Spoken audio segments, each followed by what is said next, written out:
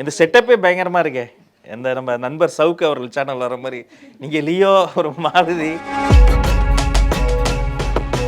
தாவேக்கா கொடியை தூக்கி காட்டாத ஒரு கல்லூரி விழாவையாவது நீங்க காட்ட முடியுமா?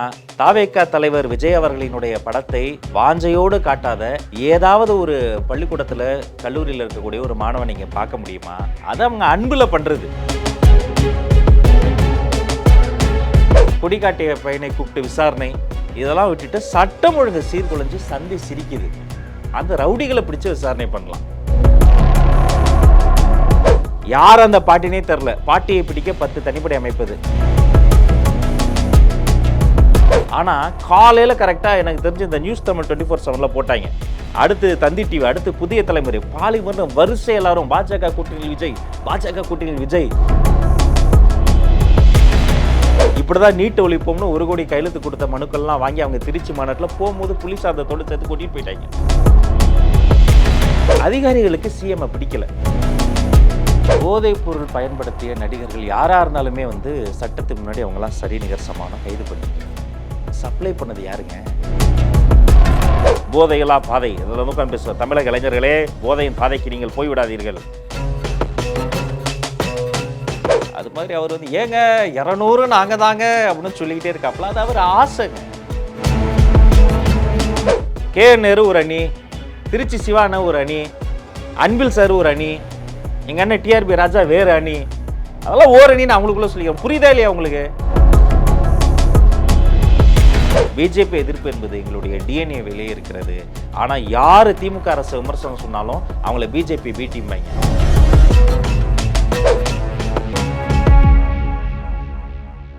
லெட்ஸ் டாக் பாலிடிக்ஸ் நேயர்களுக்கு வணக்கம். அண்ணனிடம் சில கேள்விகள். எவ்வளோ கேள்விகள் வேணால் கேளுங்க. சரி, இன்னைக்கு காலையில் இப்போ சிஎம் ஒரு ஃபங்க்ஷனுக்கு போயிருந்தாரு. அந்த இடத்துல ஒரு 2 இளைஞர்கள் தாவேக்கா தலைவர் விஜய் அவர்களோட ஃபோட்டோவையும் கொடியையும் காட்டியிருக்காங்க. அந்த 2 இளைஞர்களை பிடிச்சி ரொம்ப சீரியஸாக விசாரிச்சிருக்காங்க. அதை நீங்கள் எப்படி பார்க்குறீங்க? இல்லை, ஆச்சரியப்பட ஒன்றும் இல்லைப்பா. பாட்டியை பிடிக்கவே தனிப்பட அமைச்ச குரூப் இது. இதை அடித்து அந்த பசங்களை கூப்பிட்டு கடுமையாக விசாரணை பண்ணியிருக்கிறாங்க. தாவேக்கா கொடியை தூக்கி காட்டாத ஒரு கல்லூரி விழாவையாவது நீங்கள் காட்ட முடியுமா? தாவேக்கா தலைவர் விஜய் அவர்களினுடைய படத்தை வாஞ்சையோடு காட்டாத ஏதாவது ஒரு பள்ளிக்கூடத்தில் கல்லூரியில் இருக்கக்கூடிய ஒரு மாணவன் நீங்கள் பார்க்க முடியுமா? அதை அவங்க அன்பில் பண்ணுறது. சிஎம் புரோட்டோகால் ஃபங்க்ஷன்னா நீ கரெக்டாக புரோட்டோகால் ஃபாலோ பண்ணி என்னென்ன கொண்டு வராங்க அதையெல்லாம் செக் பண்ணி உள்ளே அனுப்பியிருக்க வேண்டியது அதிகாரிகள் வேலை. நீங்கள் அதை விட்டீங்க. அதை விட்டு அந்த பையன் ஆசையில் ஏதோ ஒரு எடுத்து காமிச்சிருக்கிறான். அது எல்லா ஸ்டூடெண்ட்ஸுமே எல்லா கல்ச்சுரல்ஸுமே நீங்கள் அந்த சோஷியல் மீடியா முழுக்க அந்த வீடியோஸ் தான் வரும். அந்த இப்போல்லாம் கல்ச்சுரல்ஸ் பார்த்தீங்கன்னா பயங்கரமாக பிரம்மாண்டமாக பண்ணுறாங்க. டிஜே வச்சு பண்ணுறாங்க. அந்த டிஜே பாட்டுக்கு நடுவில் திடீர்னு நம்மளுடைய குடிப்பாட்டில் வந்துடுது. நமக்கே ஆச்சரியமாக இருக்குது. அதனால் இவங்க இந்த பாட்டியை பிடிக்க தனிப்படை, கொடி காட்டிய பையனை கூப்பிட்டு விசாரணை இதெல்லாம் விட்டுட்டு சட்டம் ஒழுங்கு சீர்குலைஞ்சு சந்தி சிரிக்குது. அந்த ரவுடிகளை பிடிச்சி விசாரணை பண்ணலாம். எப்போ பார்த்தாலும் காலையில் தலைப்பு செய்தியெல்லாம் மலைப்பு செய்தியாக தான் இருக்குது. யாராவது யாரையாவது கொண்டு போய் இந்த வன்முறை கொலைகள் என்பது காலங்காலமாக நடக்கிறது தான். தோட்டத்து கொலைகள் ஒன்று இப்போ புதுசாக கண்டுபிடிச்சிருக்கிறாங்க. தோட்டத்தில் இந்த கோயம்புத்தூர் சைட்லலாம் வயசானவங்க தூங்குறாங்களே, அவங்கள ஸ்கெட்சை போட்டு கொண்டுடுறது. கொண்டவொடனே இவங்க அரெஸ்ட் பண்ணிடுறாங்க. அரெஸ்ட் பண்ண அடுத்த வாரம் இன்னொரு கொலை நடக்குது. அப்போ யார் கொண்டானே தெரில, எவனோ ஒருத்தனை தூக்கிட்டு போய் உள்ளே வச்சிடுறது. யார் அந்த பாட்டினே தெரில, பாட்டியை பிடிக்க 10 தனிப்படை அமைப்பது. யார் பெற்ற பிள்ளையோ அந்த பையன் தெரில, ஒரு அன்பில் எடுத்து காமிச்சிருக்காப்புல. அவனை கூட்டு போய் விசாரணைன்ற பேரில் நெருக்கடி தர்றது. இதையெல்லாம் தவிர்த்துட்டு ஆக்கப்பூர்வமான வேலையை அதிகாரிகளை செஞ்சாங்கன்னா கொஞ்சம் நல்லாயிருக்கும். அது தலைவன் எவ்வளியோ அப்படி தான் சமூகம் இருக்கும். அது மேலே இருந்து மதிப்பிற்குரிய மாண்புமிகு முதலமைச்சர், துணை முதலமைச்சர், அமைச்சர் பெருமக்கள்லாம் அவங்க கொஞ்சம் இந்த சமூக பணிகள்லாம் கொஞ்சம் சீரியஸாக எடுத்து பண்ணணும். அதை விட்டு அவங்க கட்சி பணி மாதிரியே கூட்டமாக ஒவ்வொரு கூட்டமாக போயிட்டு நம்ம தலைவர் பெரிய சொல்லி வயிற்றுல வாயில அடிச்சுக்கிறாங்க. அதை விட்டுட்டு மக்கள் பணியை செஞ்சால் கொஞ்சம் நல்லாயிருக்கும். அதான் சார், பெரும்பாலான நியூஸ் சேனல்ஸ் செட்டப்பே பயங்கரமாக இருக்கு. இந்த நம்ம நண்பர் சவுக்கு அவர்கள் சேனல் வர மாதிரி நீங்கள் லியோ ஒரு மாதிரி அது மாதிரி பயங்கரமாக இருக்குது. சரி, ஓகே, கேளுங்க. நிறைய கேள்விகள் கொண்டு வந்துருக்கீங்க, கேளுங்க. அதான் சார், பெரும்பாலான நியூஸ் சேனல்ஸ் பாஜக கூட்டணியில் விஜய். ஆமாம், இன்னைக்கு காலையில் என்ன காமெடிங்க இது? பாஜக கூட்டணியில் விஜய் அப்படின்னு டைட்டில் வைக்கிறீங்க, கீழே அமித்ஷா படம் போடுறீங்க. நான் சேலஞ்ச் பண்ணுறேன், எந்த இன்டர்வியூவில் எந்த சேனலில் எந்த அமித்ஷா இப்படி விஜய் பெற சொன்னார்? தந்தியில் பேட்டி எடுத்தாங்க. அமித்ஷா அவர்களை தந்திலையும் தினமலர்லையும் போய் பிரிண்டில் பேட்டி எடுத்துருக்குறாங்க. அந்த ஃபுல் இன்டர்வியூ எடுத்து ஃபுல் பேஜில் ப்ளோ பண்ணி போட்டிருக்கிறாங்க. அதை படிச்சுட்டேன். ஒரு இடத்துல கூட நம்ம தலைவர் விஜயினுடைய பேரையே சொல்லலை. தினமலரில் அப்படி ஒரு செய்தியே வரல. தந்தியில் ஒரு சின்ன பெட்டி செய்தி போட்டிருக்கிறாங்க. உங்கள் கூட்டணியில் தாவேக்கா வருமாங்கிறதுக்கு அவர் என்ன பதில் சொல்லியிருக்கிறார் ஹோம் மினிஸ்டர், தேர்தலுக்கு இன்னும் நிறைய டைம் இருக்கு, அப்போ அந்த எலெக்ஷன் டைம் அப்போ தான் பார்க்க முடியும், தெளிவு பிறக்கும். இப்படி கூட்டணிக்கு வருவனும் சொல்லலை, தலைவர் பெறையும் சொல்லலை, விஜயன்ற வார்த்தையே அவர் வாயில் வரல. ஆனால் காலையில் கரெக்டாக எனக்கு தெரிஞ்சு இந்த நியூஸ் தமிழ் 24/7 போட்டாங்க. அடுத்து தந்தி டிவி, அடுத்து புதிய தலைமுறை, பாலிமர்னு வரிசை எல்லாரும் பாஜக கூட்டணியில் விஜய், பாஜக கூட்டணியில் விஜய் அப்படின்னா காலையில் அலாரம் கிளாக் வச்சு அடிச்சு பிடிச்சி எழுந்த உடனே தலைவர் பேர் தான் சொல்லுவாங்க. இது எப்படி தெரியுமா இருக்கு? கொஞ்ச நாள் முன்னாடி மதிப்பிற்குரிய மறைந்த முதலமைச்சர் ஜெயலலிதா அம்மா இருக்காங்களே, அவங்க அப்போலோவில் சீரியஸாக இருந்தாங்க. சோர்ஸ் சொல்லிருச்சுன்னு தந்தி டிவியில் என்ன பண்ணிட்டாங்க, முதலமைச்சர் மறைவுன்னு ஒரு காடை போட்டாங்க. தந்தியே போட்டான், நாம சும்மா இருக்க முடியுமா? தலைமுறையில் போட்டாங்க. ஏங்க தந்தியும் தலைமுறையும் போட்டாங்க, நம்மகிட்ட சீப்பு இல்லையா, போடு பாலிமர் நியூஸில் போட்டாங்க. 15 சேனல் டான் பிரேக்கிங் நியூஸை போட்டு எல்லாம் போட்டு எல்லாரும் அடிச்சு பிடிச்சி போகிறாங்க. கார் ஒரு பக்கம் ஓடுது, பைக் ஒரு பக்கம். இந்த பழமுதிர் சொல்லி நடத்தினவங்களாம் பாவம் எல்லாருமே தக்காளிலாம் வாங்கி ஆரம்பிச்சிட்டாங்க, என்னமோ பெரிய பந்து வந்துட போகுதுன்னு. ஆளாளுக்கு போட்டு ஒரு 15 நிமிஷம் கழிச்சு தந்தி டிவி சார்பா நம்ம என்ன ரங்கராஜ் பாண்டே போடா ஒரு போடு போட்டார். என்ன தெரியுமா, எங்களை மன்னிச்சிருங்க, எவ்வளோ மன்னிப்பு கேட்டாலும் தகாது, நாங்கள் அவசரப்பட்டு போட்டோம், முதலமைச்சர் சாகலைன்னு ஒன்று போட்டார். ஆனால் முன்னாடி எப்படின்னா ஒரு விஷயம் நடக்குதுன்னா எங்கே நடந்தது, யார் சொன்னா, ஏது சொன்னான்னு பார்த்து கன்ஃபார்ம் பண்ணி போடுறது தான் ஊடகமாக இருந்தது. இன்றைக்கி தந்தி டிவியில் போட்டோன்னா தலைமுறையில் போகிறது, 2 பேரும் போட்டோன்னா நியூஸ் தமிழ் 24/7 போகிறது. இவங்க அத்தனை பேர் பண்ணும்போது பாலிமர் சும்மா இருக்குமா? நம்மக்கிட்ட ஒரு சீப் இருக்குது, நாமளும் சிவன் போகிறது. எப்பா சாமிகளா, உங்கள் கற்பனை அமித்ஷாக்கு இப்படி ஒன்று சொல்லவே இல்லை, தலைவர் பெரியவர் சொல்லலை. அப்புறம் 2வது தமிழக வெற்றி கழகத்தினுடைய முடிவுகளை பற்றி, கூட்டணியை பற்றி பேசுவதற்கு யாராக இருந்தாலும் சரி, அமித்ஷாவாக இருந்தாலும் சரி, எல்லளவு அதிகாரம் கூட கிடையாது. இங்கே தானை தலைவர் மட்டும்தான் அதை பேசுவார், அவர் மட்டும்தான் சொல்வார். அதுக்கு நடுவில் நீங்கள் வாய்க்கு வந்ததெல்லாம் சொல்லி பயங்கரமாக கிராஃபிக் கார்டெல்லாம் போட்டு கதை, திரைக்கதை, வசனம், இயக்கம், தமிழக ஊடகங்கள் அப்படின்னு போட்டாடிங்க. இதனை தொடர்ந்து முதல்வர் அவர்கள் இந்த வேலூர்லலாம் ரோட் ஷோ போயிருந்தாரு. அந்த டைம்ல மக்கள்லாம் மனு கொடுக்க வந்திருந்தாங்க. உண்மையா கோரிக்கை கொடுக்க மனுக்கள்லாம் கொடுக்க வந்தாங்க. ஆனா அதெல்லாம் தவிர்த்துட்டு இந்த செட்டப் பண்ணி வச்சிருக்கவங்க மனுக்கள் மட்டும் முதலமைச்சர் வாங்கியிருக்காரு. அதை நீங்க எப்படி பாக்குறீங்க? அது சரியான காமெடி சீன். கான்வாய் அப்படியே வேகமா வரும். நம்ம அண்ணன் சுந்தர் சி படத்துல மனோபால ஒரு வண்டியில போயிட்டே இருப்பாப்ல, இந்த பக்கம் சந்தான ஒரு வண்டியில் பறந்துக்கிட்டே இருப்பாப்புல. அது மாதிரி கான்வாய் வேகமாக வரும். கரெக்டாக ஒரு பர்டிகுலர் பாயிண்டில் ஒரு பாட்டியோ ஒரு தாத்தாவோ செட்டப் பண்ணி நிற்பாங்க. கரெக்டாக அந்த பாட்டி தாத்தாக்கு பின்னாடி கையில் கேமரா வச்சுக்கிட்டு ஒருத்தர் இருப்பார். கரெக்டாக அவருக்கும் பின்னாடி ப்ரெஸ் அண்ட் மீடியாவில் ஒருத்தங்க நின்றுக்கிட்டே இருப்பாங்க. அவ்வளோ வேகமாக வண்டியில் வந்தவர் அந்த இடத்துல நிற்க, சொல்லி கொடுத்த வசனத்தை இவங்கெல்லாம் ஒப்பிக்க, அவங்க கொடுத்த மனுவோ ஏதோ ஒன்று அவர் வாங்க, அவர் வாங்கி பின்னாடி கொடுக்க, அது பின்னாடி இருந்த அதிகாரி வாங்கி அதுக்கும் பின்னாடி கொடுக்க, அதை வாங்கி அவர் அதுக்கும் பின்னாடி கொடுக்க, இப்படி தான் நீட்டு ஒழிப்போம்னு 1 கோடி கையெழுத்து கொடுத்த மனுக்கள்லாம் வாங்கி அவங்க திருச்சி மாநாட்டில் போகும்போது புலிஸ் சாதத்தோடு சேர்த்து கூட்டிகிட்டு போயிட்டாங்க. இதுதான் நடக்குது. இதுக்கு பேர் தான் ட்ராமா, இதுக்கு பேர் தான் செட்டப். உண்மையிலே மனுக்கள் வாங்கணும்னா அதுக்கு ஒரு முறை இருக்குது. அதை வாங்கி அவங்க முறைப்படி செய்வாங்கன்ற நம்பிக்கையில் தான் தராங்க. அவங்கள சந்திக்கிறதே கிடையாது. இவர் மதுரைன்னு நினைக்கிறேன், போனப்போ ரோட்டில் இறங்கி நடக்க விட்டாங்க தெரியுமா நைட்டில். அவர் பாவம் முதல் முறை முதலமைச்சர் மு.க. ஸ்டாலின் ஐயா, அவர் சீனியர் மோஸ்ட் பொலிட்டிஷியனு, தமிழ்நாட்டில் நீண்ட நெடுகாலம் இருக்கக்கூடியவர். அந்த வயசில் இருக்கக்கூடியவர் நைட் நேரத்தை ரோட்டில் நடத்தி கொண்டு வராங்க. அவரை பார்க்குறாங்க, கையை தொடணும்னு நினைக்கிறாங்கன்னா அதுக்கு நடுவில் வர்றவங்க கிட்ட அவர் யாரோ ஒருத்தர் ஒரு கையை அப்படி தொட்டுட்டார். அவர் அப்படி தட்டி விட்டு போனார் தெரியுமா. இப்போ இவங்க தான் இதெல்லாம் பண்ணுறாங்க. அதிகாரிகளுக்கு சிஎம்ஐ பிடிக்கல. மெட்ரோவில் கூப்பிட்டு போகிறது, மெட்ரோவில் கூப்பிட்டு போய் ஒரு பையன் குறுகுறுன்னு பார்த்துருக்கான், விட்டார் ஒரு அடி லெஃப்ட்லேயே.